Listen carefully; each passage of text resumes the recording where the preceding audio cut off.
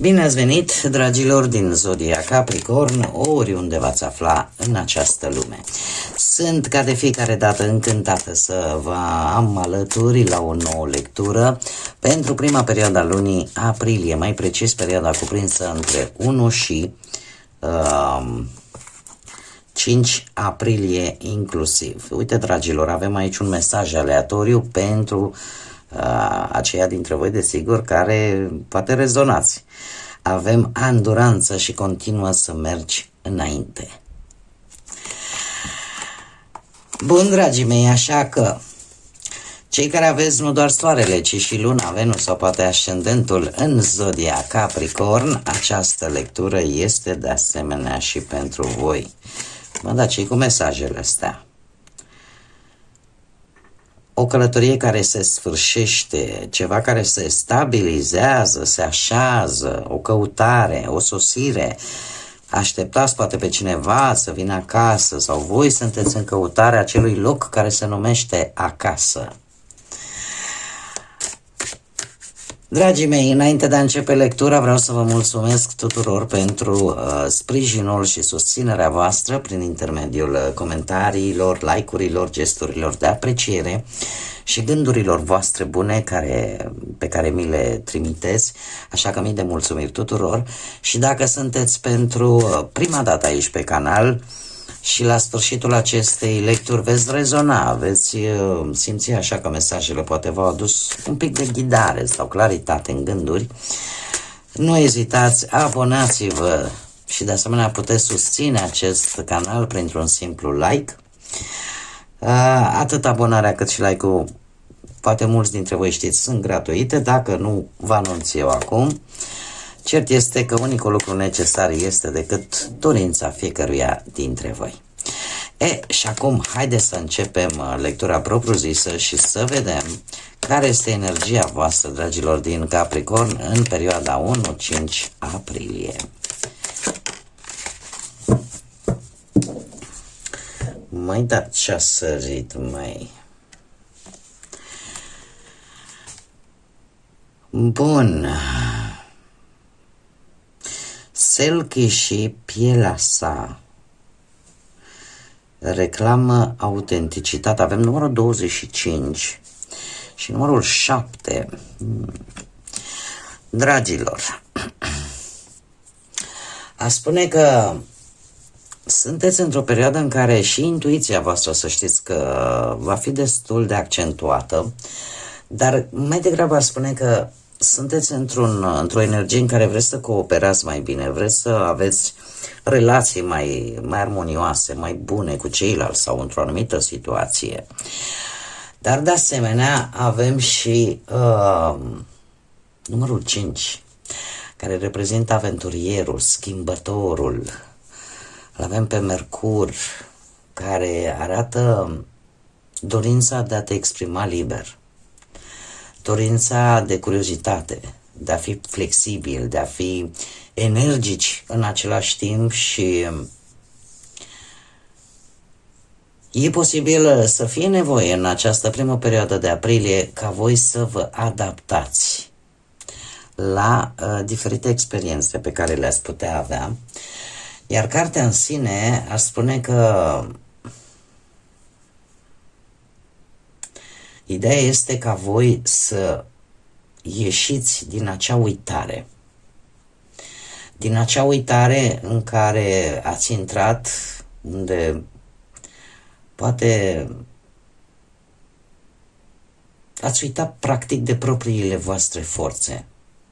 Ați uitat cum este să fii liber, să faci ceea ce îți place, să nu ai încredere în oameni la prima vedere. Și tocmai această energie încearcă să vă scoată poate din toate aceste gânduri, toate aceste lucruri. Interesantă energie. Haideți să vedem ce ne spune și tarotul. Ce vine pentru dragii mei din Capricorn în perioada 1-5 aprilie?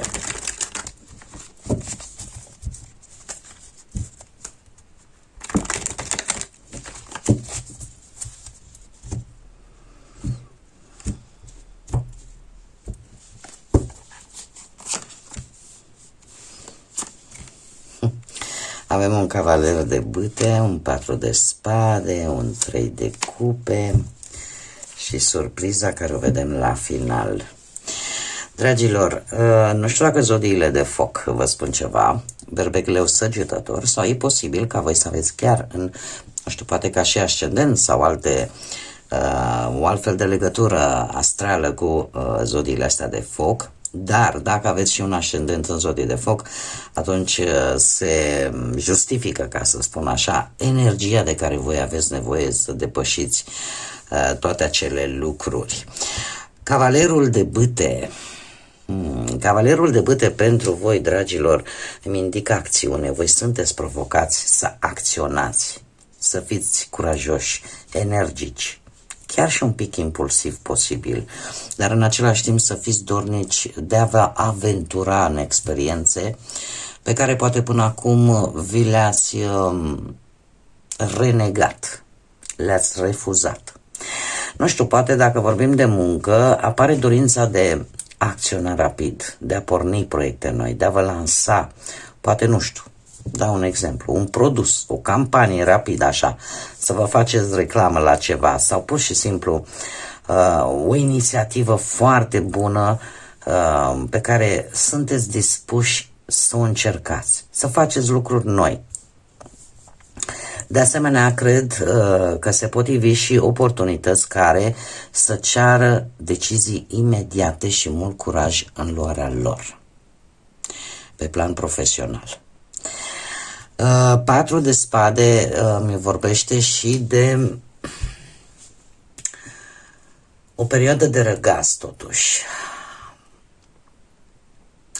Chiar dacă poate primiți o ofertă foarte rapidă, este trecătoare, să știți că nu va ține foarte mult pe planul ăsta al muncii, așa că e nevoie de un răgaz, dar răgazul ăsta cumva să nu fie prea lung, da? Ca să vă decideți.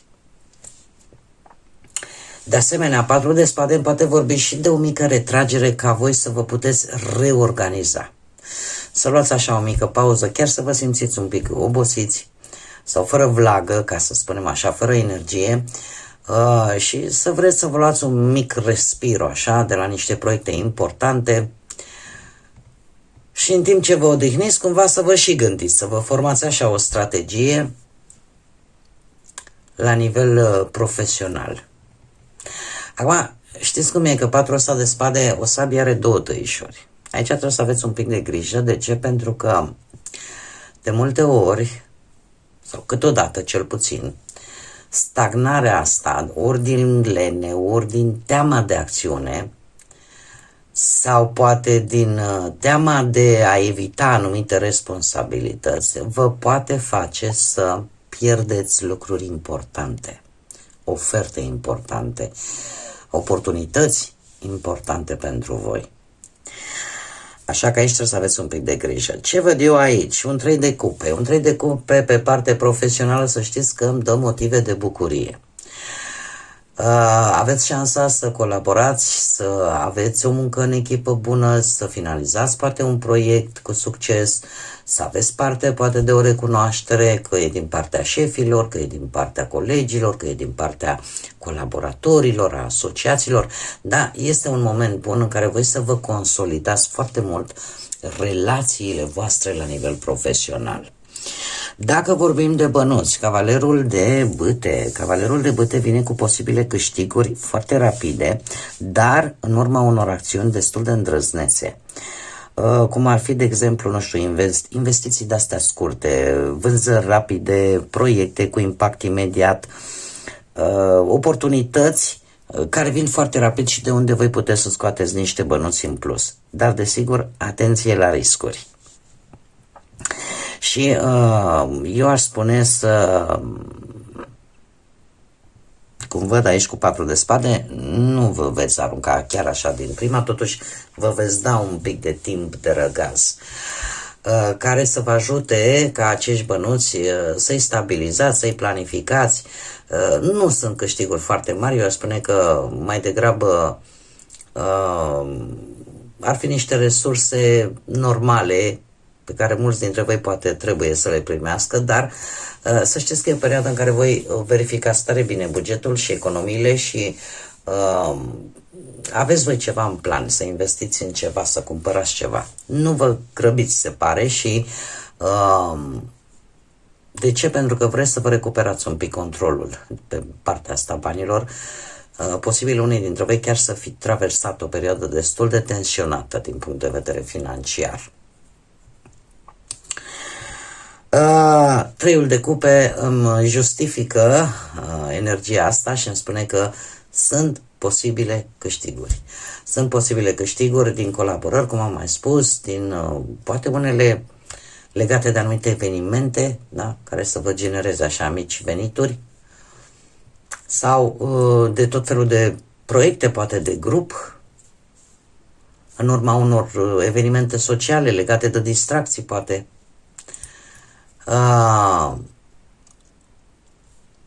Sau la ceva, oricum la ceva extern posibil să fie.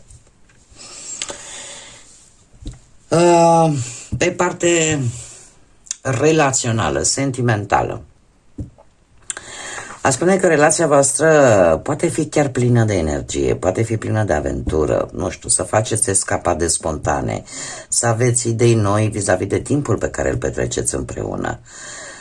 Apare această dorință de entuziastă de a experimenta împreună lucruri noi în intimitatea voastră, ceea ce nu este un lucru rău. 4 de spade, la rândul său, vine și el cu totuși o perioadă destul de intensă, desigur poate să vă cam să ceară la timpul potrivit și o perioadă de liniște. Ce am eu de spus aici? Faptul că e posibil totuși într-o relație să existe niște discuții pe care voi le tot amânați, ori voi, ori perechea voastră. Într-adevăr, intenția este una bună, dar trebuie să știți că, virgulă, cavalerii sunt energii trecătoare și există asta mi arată cărțile, există în relația voastră anumite discuții pe care le tot evitați, ori din cauza faptului că nu ajungeți la nicio concluzie și ați cam obosit să le tot aveți, ori poate că se amână până când emoțiile cumva se temperează și puteți să o deschideți, să zicem, acest subiect. Tind să cred că e vorba de un plan, ceva pe care voi vi l-ați făcut împreună. Treiul de cupe mi-arată evenimente. Posibil să fiți invitați la anumite evenimente, să mergeți împreună. Și eu aș spune că lucrul ăsta s-ar putea să facă bine până la urmă și relației voastre, pentru că, nu știu, poate în euforia momentului reușiți poate să vă exprimați reciproc, de ce nu, afectivitatea unul față de celălalt. Totuși aveți grijă să nu vă lăsați purtați de valul petrecerii sau al evenimentului în sine și să vă neglijați partenerul. Cei care sunteți singuri, voi atrageți persoane dinamice, aventuroase, care iubesc să fie spontane. Posibil să aveți parte de niște întâlniri total neașteptate în urma unor situații legate de partea asta socială a vieții. Așa că fiți curajoși, păstrați-vă entuziasmul. 4 de spade vine și el cu un moment de odihnă emoțională, un moment în care eu aș spune că aceste întâlniri total neașteptate nu vor face altceva decât să vă ridice la fileu un gând. Veți vedea de fapt, sau veți avea un moment în care, de odihnă emoțională, așa cum am mai spus, în care voi să vă retrageți și să analizați de fapt cum au fost relațiile voastre anterioare. Pentru că veți avea așa o mai bună claritate de cum ar trebui poate să arate o relație. Puteți înțelege un pic diferit lucrurile, văzând de fapt, ieșind în exterior, văzând cum sunt alții și cum gândesc. Treiul de cupe pentru cei singurei aduc, cum am mai spus, tot felul de ocazii la nivel social, relaționare, că e prin intermediul prietenilor sau prin intermediul unor petreceri, întâlniri, evenimente, persoane noi. Așa cum am mai spus, sunt momente potrivite ca voi să legați prietenii, de ce nu, sau posibil relații noi, dar într-un context foarte vesel. Și aici voi veți descoperi lucruri noi în ceea ce privește relațiile. Și, bineînțeles, surpriza surprizelor pentru voi e un 4 de bâte. Vorbim ori de ceva fabulos, ceva care o să vă bucure maxim, ori vorbim în sfârșit de o stabilitate care încet, încet apare în viața voastră. 4 de bâte vorbește la modul general de stabilitate, de sărbătoare, de realizări și de începuturi pozitive pentru voi. Este un moment de stabilitate profesională, poate după un efort depus, sau o perioadă în care stabilitatea financiară începe să facă așa primii pași. Chiar aș putea să spun că puteți primi o primă tranșă a unei sume de bani dintr-un plan pe care voi vi l-ați făcut cu ceva timp în urmă. Și pe care îl puteți primi, așa aș zice eu, chiar fără riscuri majore și vă poate fi de folos pe termen scurt sau chiar mediu. Pe partea asta amoroasă, 4 de bâte îmi vorbește de o aniversare, de momente frumoase împreună sau, cum am mai spus, un proiect comun, da, care ori se reia, ori se discută și apare sentimentul ăsta de siguranță și încredere între voi, între parteneri. Cei singurei, desigur, și voi să știți că veți avea momente frumoase în care veți cunoaște persoane armonioase, persoane care caută același lucru, poate ca și voi, siguranță, armonie, și asta se poate întâmpla la diferite evenimente pe care le puteți avea de-a lungul acestor zile de aprilie. Haideți să vedem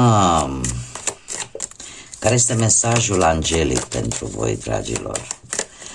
Care este mesajul pentru dragii mei din Capricorn în perioada, sunt prea multe, în perioada 1-5 aprilie. Un mesaj, te rog, pentru dragii mei din Capricorn. Și avem 2 mesaje. Îl avem pe... ce frumos avem aici niște, cum le zice, Doamne, nu serafimi. Sunt îngerași ăștia așa cu chip de copil. Ce lapsus sau. Dacă mi-am cam aminte, vă spun. Se numește Hakamiah, care spune că îți aduc curaj ca să înfrunți, să ai totul sub control, chiar și atunci când tu crezi că nu-l ai. Interesant, nu?